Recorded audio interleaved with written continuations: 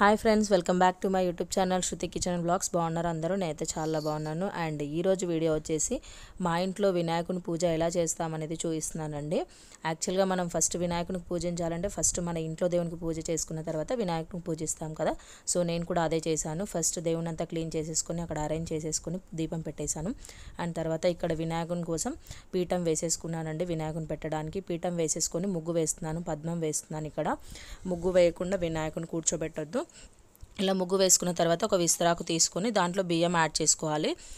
బియ్యం in case కావాలి అనుకుంటే ఇసుక కూడా వేసుకోవచ్చు. బట్ మనకు ఇప్పుడున్న ప్రజెంట్ సిచ్యువేషన్స్లో ఇసుక దొరకడం చాలా కష్టం కాబట్టి నేను ఇక్కడ రైస్ యాడ్ చేస్తున్నాను.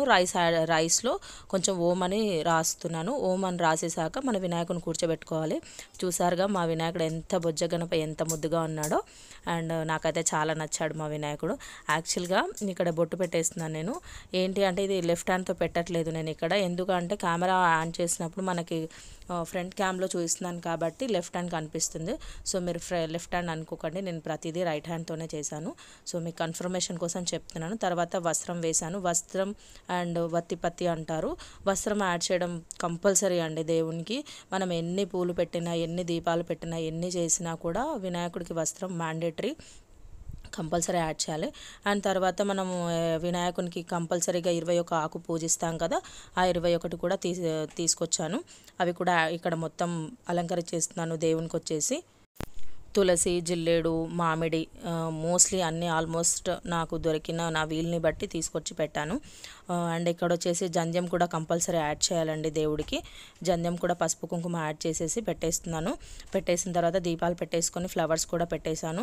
కొంచెం బాగా టైం పట్టిందండి నాకు పూజ చేసుకోవడానికి. అండ్ మీరు ఎలా చేసుకున్నారు వినాయక చవితి? మా ఇంట్లో అయితే రెగ్యులర్గా మేము ఇలానే చేసుకుంటాం వినాయక చవితి.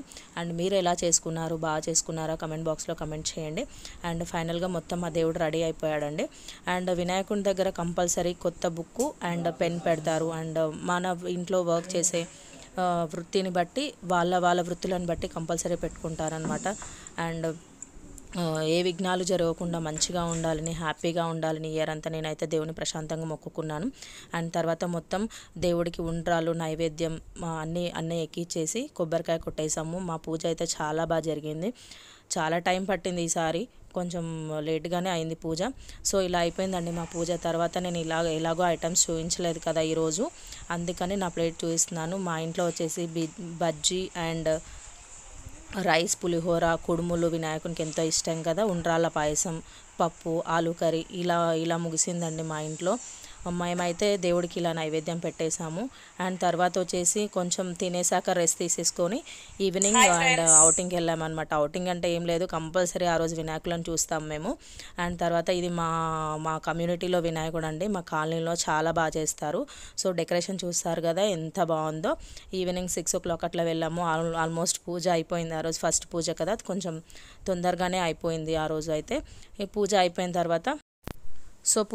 తర్వాత అక్కడ తీర్థప్రసాదాలన్నీ తీసేసుకొని అండ్ దేవుడి దగ్గర ఒక ఫోటో తీసేసుకొని వచ్చేసామండి ఇంటికి. ఎందుకంటే పిల్లలతో కొంచెం ఇబ్బంది అయింది, కొంచెం బాగా ఏడ్చారు పిల్లలు, అందుకని తొందరగా వచ్చేసాము. కంపల్సరీ వెళ్ళాలి విజిటింగ్ అన్నట్టు వెళ్ళామన్నమాట.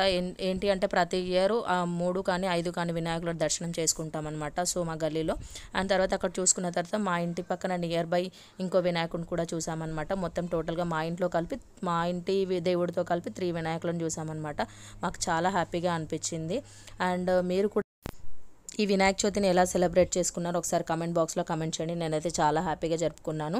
అండ్ ఈ వినాయకుడు మనకి ఏ విఘ్నాలు లేకుండా మంచి పనులు అన్నీ హ్యాపీగా జరగాలి, సంతోషంగా ఉండాలి అందరూ మనస్ఫూర్తిగా కోరుకుంటున్నాను. Thank you for watching. Bye bye. ఇంకా ఎలాంటి వీడియోస్ కావాలో కమెంట్ బాక్స్లో కమెంట్ చేయండి.